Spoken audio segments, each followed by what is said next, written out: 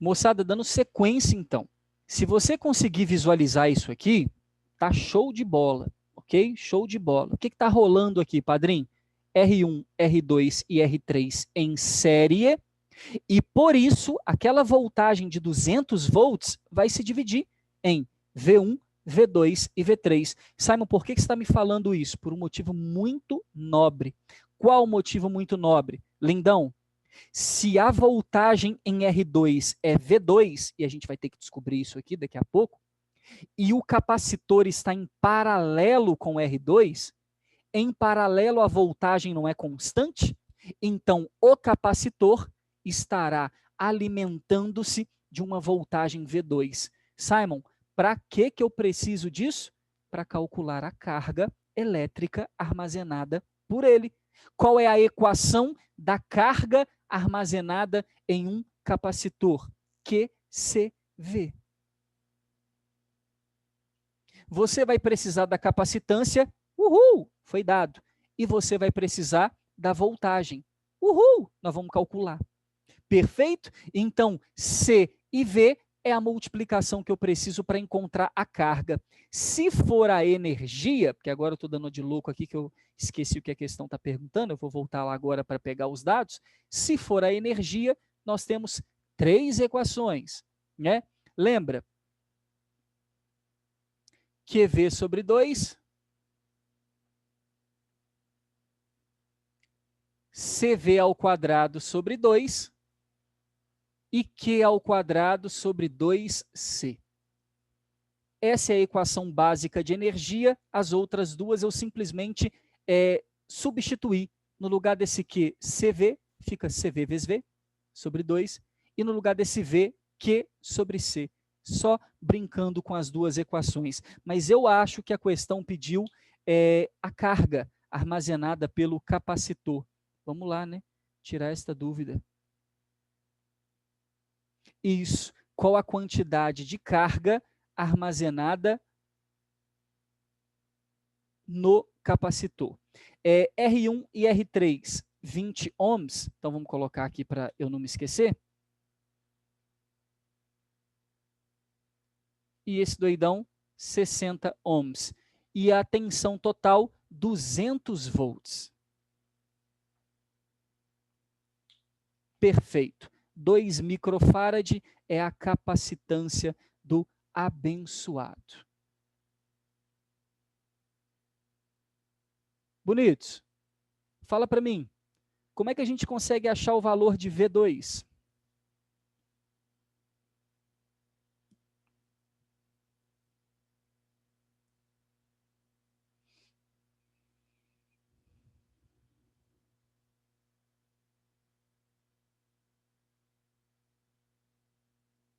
Tá muito difícil não, né?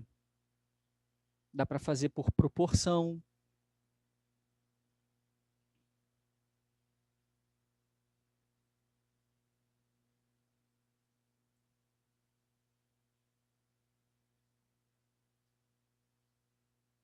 E aí, meu povo?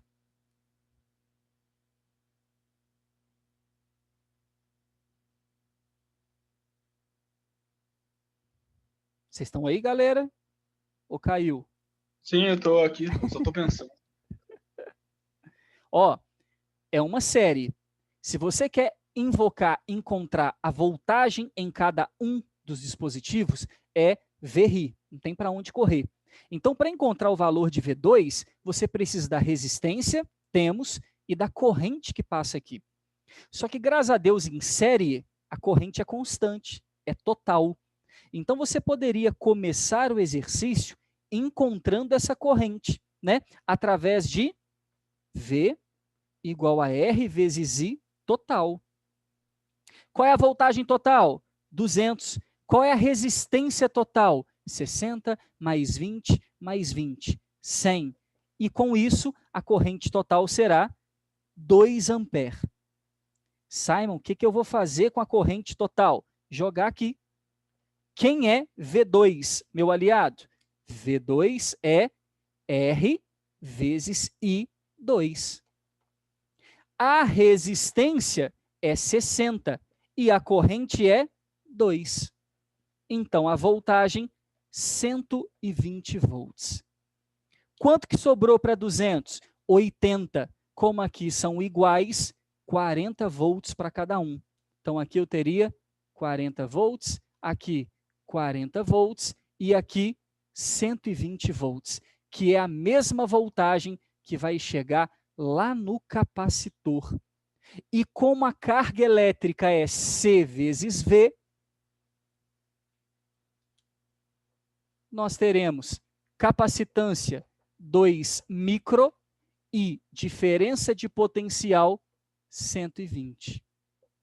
Então, nós temos um total aqui de 120 vezes 2, 240 microcoulomb. Ok? Não sei qual que é a resposta esperada lá.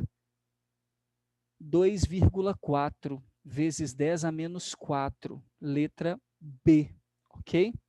Justamente letra B é a ideia em questão, perfeito? Essa é uma forma de resolver. A outra forma de resolver, para quem não quisesse ir por aqui, usar a proporção, seria lembrar que em série, a DDP que cada um recebe é proporcional ao valor da resistência. Então, você poderia dizer assim que no final ia chegar para esse cara de 20 uma DDP-X, ia chegar para esse cara de 20 uma DDP-X também, e ia chegar para esse cara de 60 uma DDP, o triplo X, né? 3x. E aí você poderia fazer no cantinho assim, ó. X para um, mais X para outro, mais 3x. E essa soma dessas 3 DDP tem que dar quanto? 200, que é a DDP total. E aí você teria 5x igual a 200. Quanto que é x? 200 dividido por 5. Que dá quanto? 40 volts. 40. Então você já sabe que aonde tem x, a resposta é 40. X e x, 40, 40. Aonde eu tenho 3x, a resposta é o triplo de 40, 120. Legal. Então, isso aqui é um cálculo que, na hora que a gente estava lendo o exercício, eu estava fazendo aqui mentalmente. Né? Então, para você, é um avanço de tempo, né? Do que ficar lidando com passo a passo de conta, você faria na cabeça rapidinho. Por que que nesse caso salva? Porque a única coisa que eu preciso aqui para calcular a carga elétrica é a DDP. Então, por isso que a gente poderia agilizar a parada na nossa questão número 11, cuja resposta certa acho que é B. Ok? 2,4 vezes 10 a menos 4 coulombs. Alguma dúvida, campeões? Ou Não, tranquilo. passar adiante? Bem de boas. A galera tá me dando uns joias amarelos ali.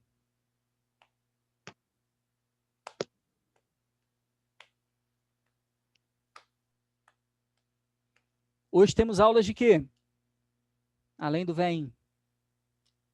Vai ter matemática e o resto eu não sei.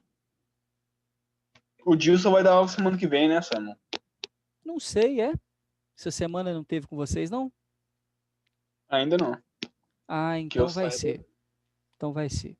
É porque ele sempre faz uma viagem longa no começo do ano e às vezes ele deve estar para lá, né? Tal de Alcobaça. Às vezes ele está para lá. Eu acho que ele já falou disso, do Com negócio lá no certeza, norte. com certeza. Ele fala muito de Alcobaça lá na Bahia, que inclusive ele quer morar lá quando aposentar. Lugarzinho muito bom. Ah, o negócio da pescaria. Isso. Mergulho e tal. Lugarzinho fino demais, Vila Pesqueira, pensa. Qualidade de vida. Podia estar morando lá agora, podia estar dando aula para vocês de Alcobaça.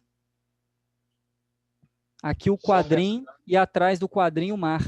Só isso, de boa. Nossa, essa é bom demais. Numa mão a caneta, na outra a vara. Nossa, maravilhoso. Aí chega o intervalo, assa um peixinho. Assa um peixinho, vou comendo aqui, trocando uma, tomo um saquê, tomo um vinhozinho, tomo uma pinga, como um torresmo, camarãozinho na hora, maravilhoso. Ai, pai. Perfeito. Vamos nessa. Vamos nessa. Próxima questão. Questão número 12.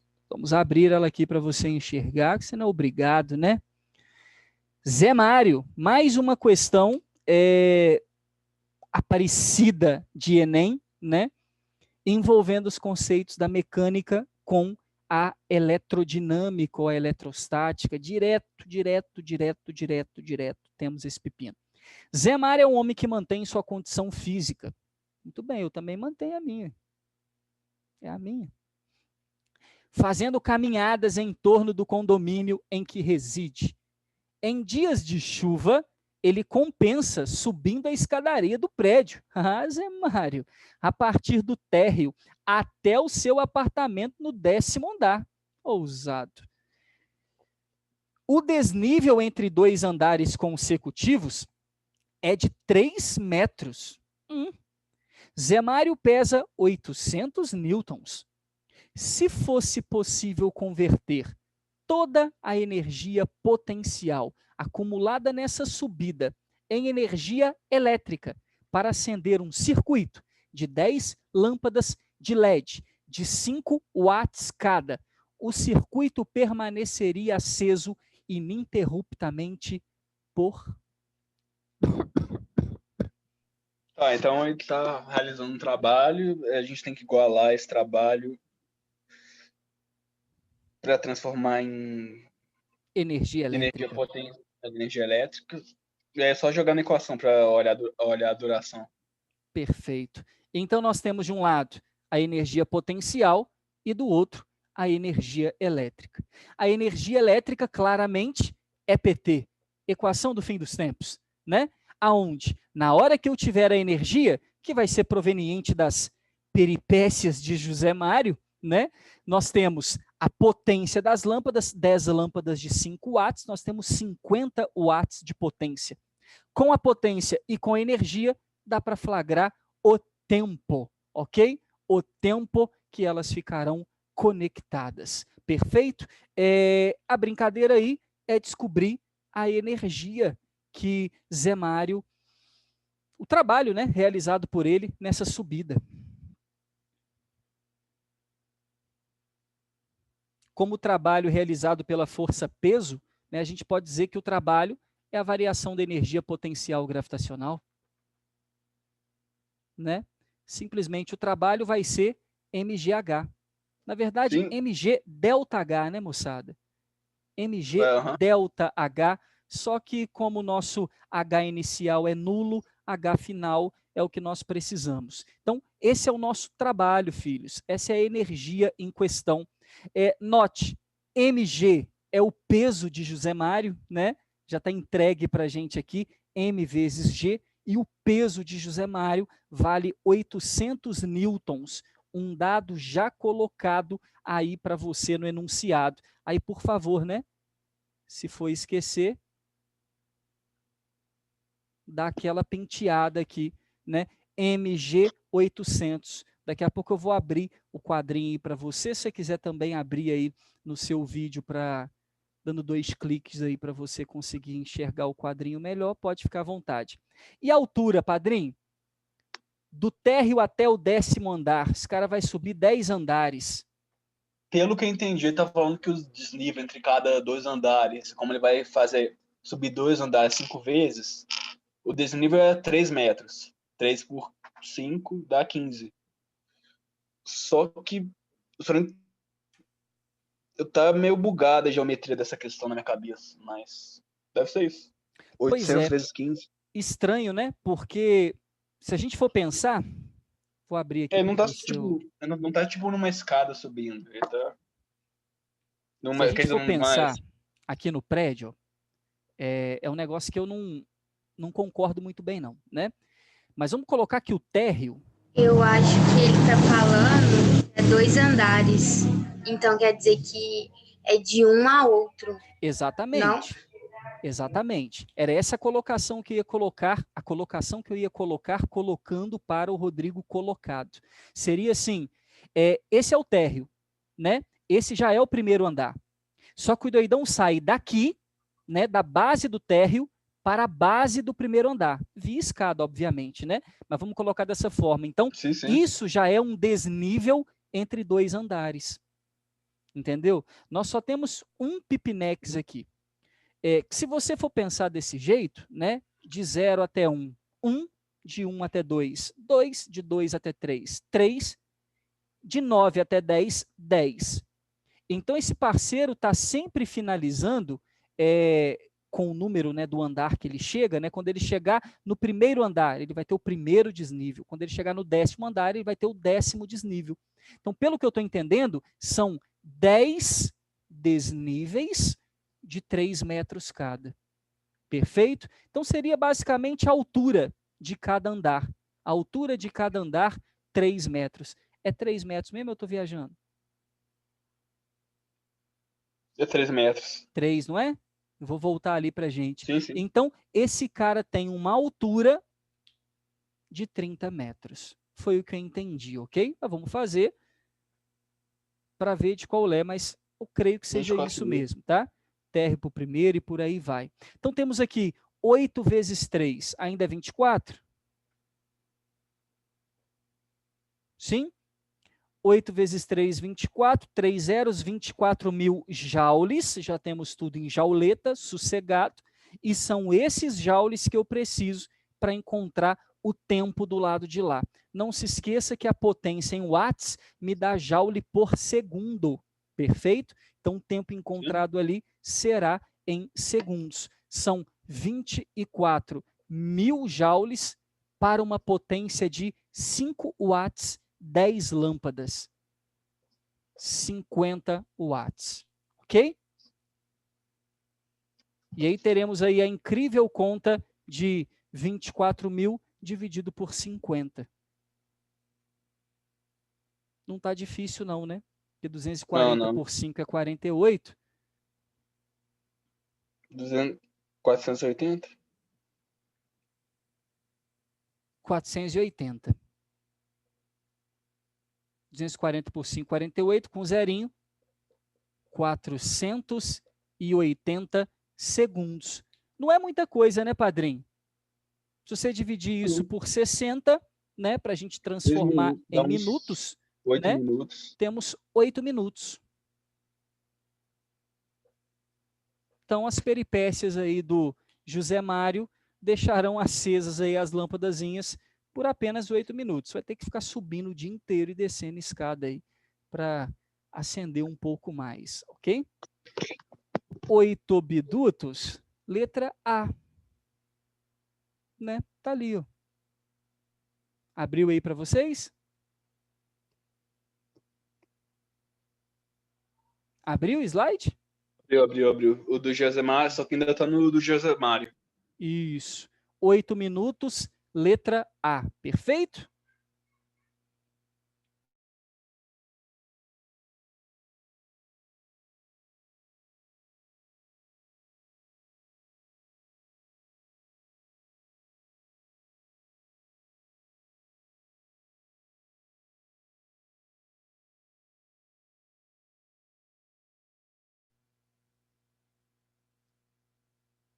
Número 13.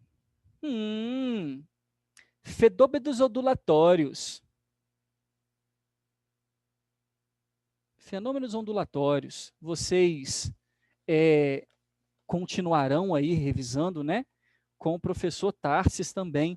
E aqui tem um fenômeno muito curioso, né? É a cuba de ondas com profundidade diferente, ou espraiada, como eles chamam, né? Que é como funciona na praia, à medida que a gente vai aprofundando. E uma das coisas que você precisa muito lembrar é que a onda é mais veloz aonde eu tenho maior profundidade. Isso foi descoberto por Huygens há muito tempo atrás. né? O tsunami funciona dessa forma. Lá em alto mar, aonde é muito profundo, a onda com enorme energia cinética, super rápida. À medida que vai se aproximando da praia, ela perde em velocidade e ganha em altura, e por isso se transforma numa onda gigante. Então, essa é a ideia, né? Lá longe da praia, alto mar, alta energia cinética, ondinha, baixinha. Perto da praia, onda gigante, baixa energia cinética. Então, o que está acontecendo nesse tipo de exercício aí, né, na nossa questão número 13, é uma refração, não deixa de ser. Né? O que está acontecendo aqui, se você quiser passar, né, aquele dioptro plano, e a gente escrever aqui do lado de cá, ó, raso, e do lado de lá, profundo. Perfeito? O que está acontecendo aqui? Uma velocidade maior. O que vai acontecer aqui? Uma velocidade menor. Mas independente da velocidade, quem criou essas ondas é uma fonte só, né? Pode ser um maremoto, né? No momento ali do encontro das placas tectônicas. E se eu tenho apenas uma fonte, eu tenho uma frequência. A gente nunca pode se esquecer que o que está rolando aqui é uma refração. Mas, Simon, não está mudando de meio, está sim, do meio profundo para o meio raso, ok? É uma refração asterisco, né? Uma refração importante. E o que nós aprendemos nesse colégio sobre refração de ondas? Não importa aonde aconteça, na refração a frequência é sempre constante. Então o número de ondas não muda. Só a velocidade e, por sua vez, vamos fazer o parênteses da sorte aqui. Quem que é o seu parente da sorte? É o seu avô? Sua tia? Seu cunhado? Quem é o seu parente da sorte? V lambda F, se a frequência é constante, velocidade e lambda são proporcionais. Então, sem ler o exercício, a gente já compreende que aonde a velocidade é maior, o comprimento de onda também é maior, porque tem que acompanhar a proporção. Aonde a velocidade diminui, o comprimento de onda diminui, porque também tem que acompanhar a proporção. E sendo assim, ó negodrama, dá para afirmar que se V1 é o profundo e V2 é o raso, podemos dizer que V1 é maior que V2, o comprimento de onda que acompanha também é maior, mas a frequência é igual, é constante.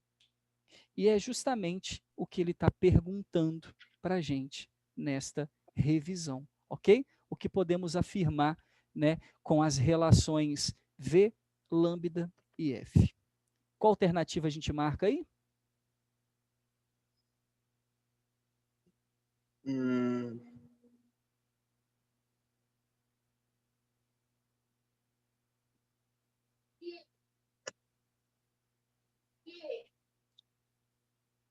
Vai ser a alternativa.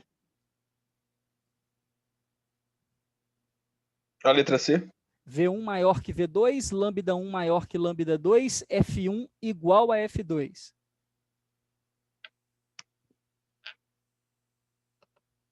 Qual Não, alternativa? O V1 e a lambda são proporcionais. E F1 e F2 são iguais. Letra B. Show! Sou eu bolar de fogo. E o calor tá de matar. Show! Número 13, letra B. Tirar o print lá, abrir a tela, meter o printão. Printa, manda pro coleguinha.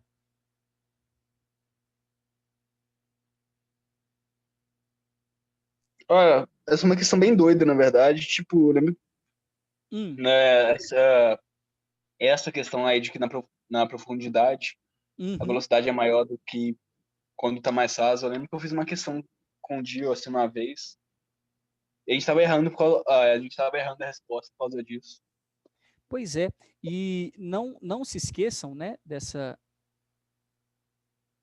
É bem explicado, né, se você for analisar o processo da questão, você tem apraiado, né? Então é evidente que a onda ela tem lá em alto mar uma região propícia para ela se propagar, enquanto aqui vai rolar isso aqui, ó. A questão dos amortecimentos, certo, Rodrigueira?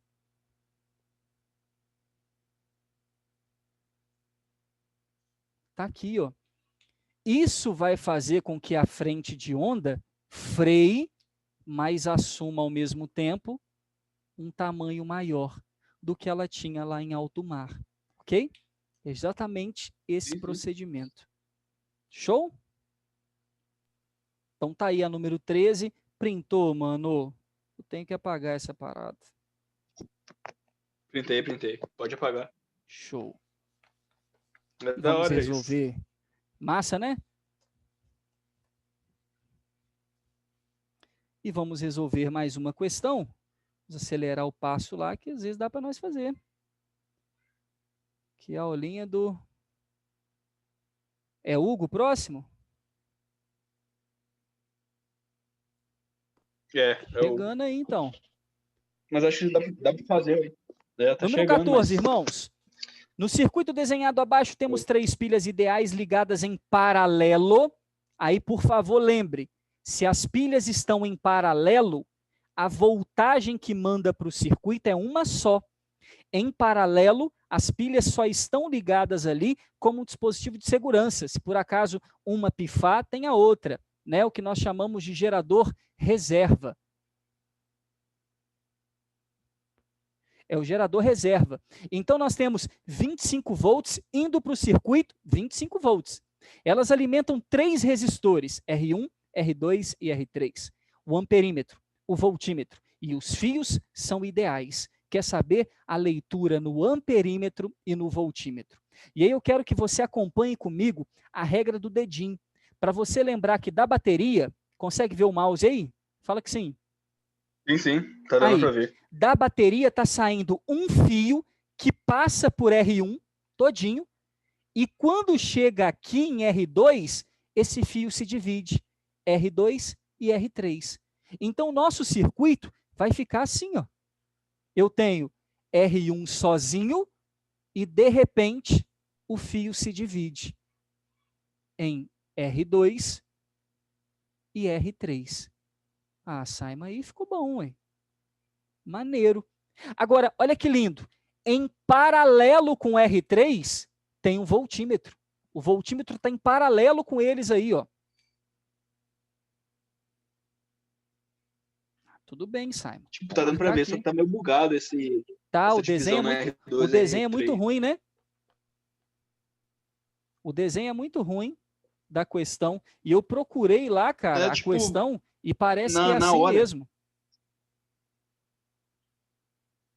E, meu amado, note, a bateria de 25 volts, né? É o gerador. O amperímetro está naquele fio que sai do R2 e o R3, o fio fase, o fio principal. O amperímetro está ligado sozinho aqui, ó. Depois que sai essa bagunça, tem um amperímetro aqui. O que é muito interessante, né? Porque aí já deu para você perceber que se o amperímetro está no fio principal, ele está naquele fio da corrente total. Já que sai daqui uma corrente total, passa em R1 uma corrente total, aqui divide, né? Uma correntezinha para um, uma correntezinha para outro, e sai daqui uma corrente total de novo. Valor para eu abrir aí para vocês enxergarem, 10 ohms e 20. Senão vocês não enxergam. E 25 volts e pronto. É isso aí que está rolando. Aí, tá aberto. Hoje está tudo torcendo pro lado de lá, velho. O braço tá cansando. Doideira. Então tá aqui, padrinho. Essa é a brincadeira. Para descobrir a corrente no amperímetro, eu vou precisar da corrente total. Perfeito? Para descobrir a voltagem aqui, vai ser interessante também utilizar o conceito de corrente. Vou ensinar para você um caminho, tá? um caminho aí mais rápido. Se atrasar um minutinho, segura aí que eu já estou saindo. Só falar com o Hugo lá. Amados, primeira coisa, resistência equivalente. Esquece o voltímetro e o amperímetro, a resistência é R1 em série com esse trambolim aqui.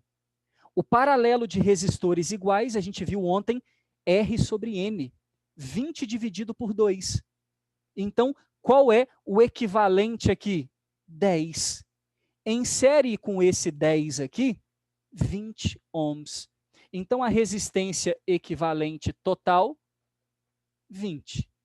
10 aqui com 10 aqui. A voltagem total, 25. Quanto vale a corrente total? Ah, Simon, V por R. 25 dividido por 20.